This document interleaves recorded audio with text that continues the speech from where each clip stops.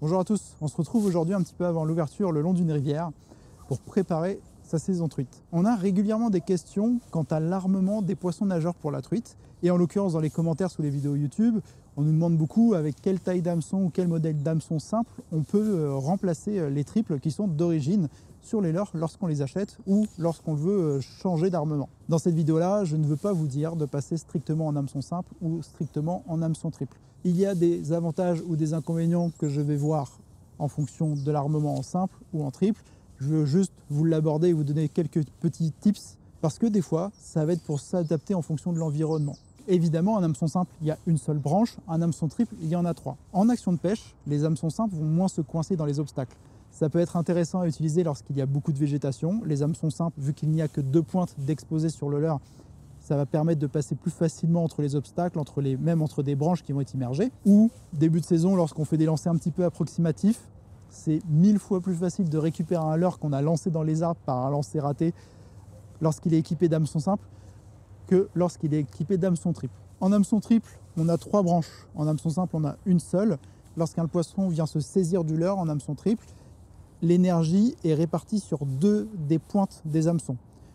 Lorsqu'on pêche en hameçon simple, une fois que l'hameçon est bien positionné, l'énergie est répartie sur une seule pointe. Donc la pénétration de la pointe est beaucoup plus facile due à la répartition de l'énergie lorsqu'on pêche en hameçon simple. Avec ce que je viens de dire, ça pourrait vraiment donner envie de passer tous ces leurres en hameçon simple. Lorsqu'on pêche régulièrement la truite, on se rend compte que des fois, elles viennent prendre vraiment fort le poisson nageur par l'hameçon qui est en ventrale. Donc là, il n'y a pas de souci.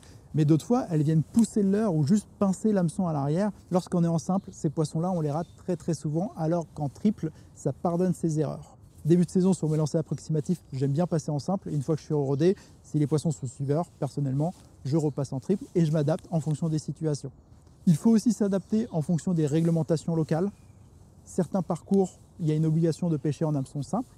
D'autres parcours, on va être en hameçon simple sans ardillon. Et donc là, je vais vous donner les solutions pour réarmer comme il faut vos leurres sans entraver la nage du leurre, sans risquer de trop rater de poissons. Et aussi, ce qui arrive souvent lorsqu'on ne met pas les hameçons adaptés, le leurre vient s'emmêler, les 2 triples s'attrapent au moment du lancer. Et là, c'est dû à un mauvais choix d'hameçon. On a la chance au catalogue chez Ultimate Fishing, c'est que nous avons beaucoup d'hameçons chez Decoy, des hameçons simples avec ardillon pour réarmer les leurres, des hameçons simples sans ardillon, des hameçons simples fin de fer et des hameçons simples aussi pour réarmer les cuillères ondulantes. Il y a un paramètre à bien avoir en tête, c'est que les leurres, à la base, la plupart, sauf certains leurres pour pêcher en area, sont équipés d'hameçons triples et surtout, ils ont été designés et équilibrés avec des hameçons triples. Donc, lorsqu'on les passe en simple, on peut changer l'équilibre du leurre. Donc ça peut changer sa qualité de nage si on met un hameçon qui n'est pas adapté. Ça peut aussi changer sa densité. Sur un leurre suspending avec des hameçons trop légers, il va devenir flottant. Un leurre fast sinking, donc il coule très vite. Si on utilise des hameçons trop légers, pareil, il va couler moins vite. Il faut bien avoir en tête que la plupart du temps, on va changer l'équilibre fonctionnel du leurre. Donc on peut perdre quelques qualités du leurre. Pour pallier à ça, on va plutôt utiliser des hameçons simples forts de fer pour rééquilibrer le leurre et conserver ses qualités de nage. En premier, je vais vous parler des hameçons qui sont typés area, qu'on peut parfaitement utiliser en rivière, c'est pas un usage exclusif. Ils ont l'avantage de base d'être dépourvus d'ardillon. Donc sur les parcours où c'est une obligation ou si vous choisissez de pêcher sans ardillon, ça peut être une bonne solution de directement utiliser cela. Le premier, c'est le modèle AH3. Il est disponible en taille 8, 10 et 12. On va être plutôt sur des leurres de petite taille. Et il a l'avantage d'avoir un décroché dans l'hameçon pour assurer le ferrage. C'est juste un tout petit décroché qui permet d'éviter quelques erreurs pendant le combat s'il y a un saut, s'il y a un mou dans la ligne ou une erreur de fait quand on essaye d'attraper le poisson à l'épuisette. Et vous avez aussi la série Type X qui existe en taille 6 et 8, là qui est totalement lisse et dépourvue d'ardillon. Quand vous voulez l'hameçon le plus lisse possible avec la meilleure pénétration sans ardillon, on part sur celui-ci. Là, je vais vous parler d'un hameçon qui est prévu à la base pour mettre sur des ondulantes, mais il peut aussi être utilisé sur certains poissons nageurs. Donc les premiers hameçons que je vous ai montrés, ce sont ce qu'on appelle des hameçons avec des œillets inline. Ce sont les hameçons qui vont sur l'énorme majorité des poissons nageurs. Sur certains leurres pour la truite, comme les générations précédentes de Great Hunting qu'on avait chez Megabass, au lieu d'avoir l'œillet pour tenir l'anneau brisé dans ce sens-là, il a été perpendiculaire au leurre. Soit il faut mettre 2 anneaux brisés, ce qui a tendance à changer le comportement et à décaler la position des hameçons. Ou alors utiliser un hameçon avec l'œillet dans l'autre sens, donc qui n'est pas inline, mais qui est à 90 degrés, comme les single 30, qui vont de la taille 6 à la taille 12. Vous pourrez les utiliser pour remplacer sur une ondulante. Vous pourrez aussi les utiliser pour remplacer vos hameçons sur les petits poissons nageurs qui ont justement l'œillet dans l'autre sens. C'est un hameçon avec un tout petit ardillon qui est fort de fer, alors que la plupart des hameçons pour mettre sur des ondulantes sont fins de fer et ont tendance à déséquilibrer les petits poissons nageurs, et plus c'est petit, plus l'impact est marqué. Donc vous avez votre poisson nageur, dès que vous accélérez, qui part sur les côtés, qui ne tient pas dans le courant, et ça devient compliqué pour l'utiliser. Single 30, ça permet de solutionner ce cas de figure-là. Pour finir avec Decoy, on va certainement passer sur l'hameçon le plus utilisé de tous pour équiper ces poissons nageurs d'hameçon simple, c'est le Single 28. C'est un hameçon qui est disponible en taille 4, 6 et 8. On va pouvoir le mettre sur des poissons nageurs de 45 mm jusqu'à 70 mm. Après, au-delà, on va passer sur un Single 27. C'est un hameçon avec un œillet large pour facilement installer sur les anneaux brisés et qui est fort de fer. Il a un ardillon dessus pour assurer les ferrages. Si vous le souhaitez, vous pouvez, avec un coup de pince plate, écraser proprement l'ardillon, il n'y a aucun problème. Comme il est fort de fer, il va bien compenser la différence de poids entre un hameçon triple d'origine et un hameçon simple, donc on ne perd pas trop de qualité de nage sur ces poissons nageurs. Et pour finir le tour des hameçons qui peuvent être utilisés pour équiper vos poissons nageurs d'hameçon simple, cette année au catalogue, nous avons la série d'hameçons Season, qui sont des hameçons montés sur assist. Donc assist, ça veut dire quoi? C'est issu des équipements des jigs en exotique. C'est une petite cordelette qui va donner de la souplesse et de la liberté aux hameçons. Et chez Season, on a deux tailles, taille S et taille M, donc des hameçons numéro 10 et numéro 12. Une version avec un marquage rouge dessus qui est équipée d'un ardillon, et une version qui est dépourvue d'ardillon.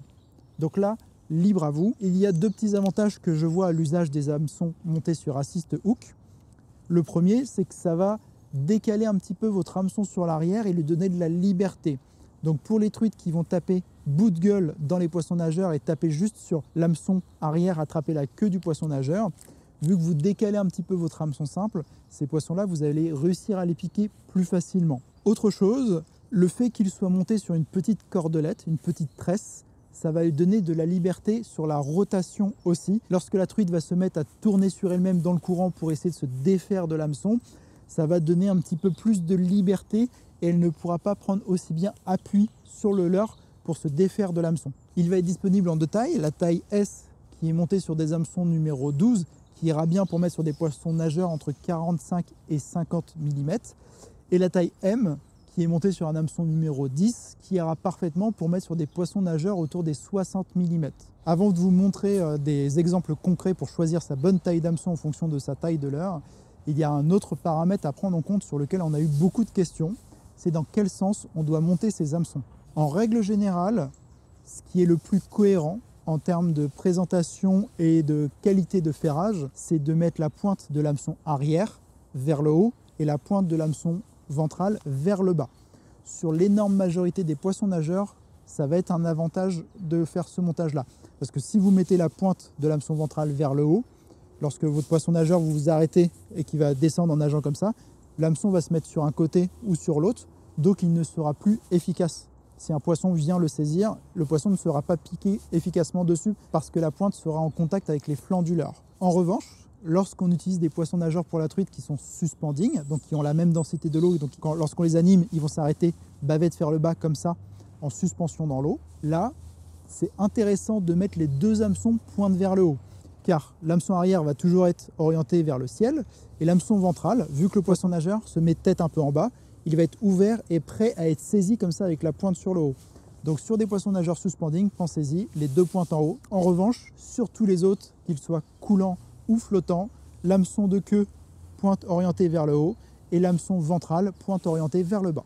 Maintenant, je vais attaquer la partie qui va sûrement intéresser le plus de personnes, c'est quelle taille d'hameçon en fonction de quel poisson nageur. Je vais commencer par les plus petits poissons nageurs de la gamme et je vais augmenter progressivement de taille jusqu'à la taille 70, car début de saison, ce sont les tailles de poissons nageurs les plus régulièrement utilisées. Pour les plus petits poissons nageurs que nous avons à la gamme, qui sont les Ryuki 38S de chez Duo ou les Ridge en petite taille de chez ZipBet, je vous conseille de mettre deux hameçons en taille numéro 10 avec À l'arrière, évidemment, la pointe vers le haut et en ventral, une pointe vers le bas. Il y a la solution aussi sur cette petite taille de poisson nageur de mettre un seul hameçon simple. Et là, vous mettez à l'arrière uniquement un hameçon simple numéro 8.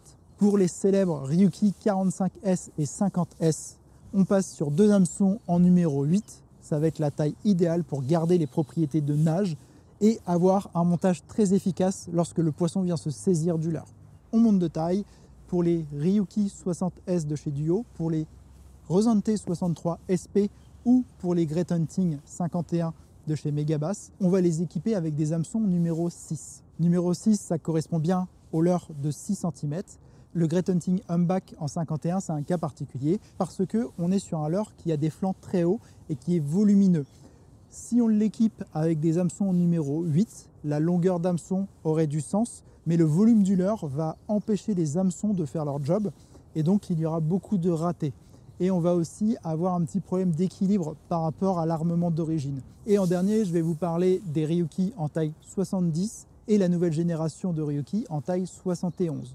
Ceux-là, pour être parfaitement efficaces, on les équipe avec 2 hameçons en taille numéro 4.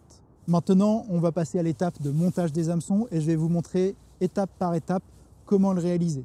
Pour vous montrer comment les installer, je vais prendre la plus grande taille que j'ai avec moi. Donc c'est le Ryuki en taille 71. C'est la nouvelle version des Ryuki. Et comme je vous ai expliqué, je vais utiliser des hameçons single 28 en numéro 4 pour réarmer ce Ryuki. Pour faire ça efficacement, je vais utiliser une petite pince à anneau brisé. Pour que ce soit un petit peu plus facile, je vais mettre la partie ouverte de l'anneau brisé vers le haut.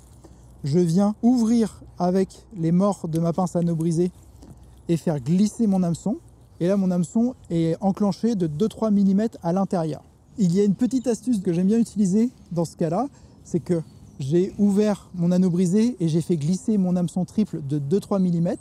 Et là, au lieu de retirer complètement le triple, je vais me servir de l'ouverture que j'ai faite pour pouvoir directement insérer mon hameçon simple et utiliser la pince à anneau brisé une seule fois par hameçon. Les single 28, ils ont l'avantage d'être très larges au niveau de l'œillet et d'avoir un petit plat pour faciliter le passage sans trop ouvrir l'anneau brisé et risquer de le déformer.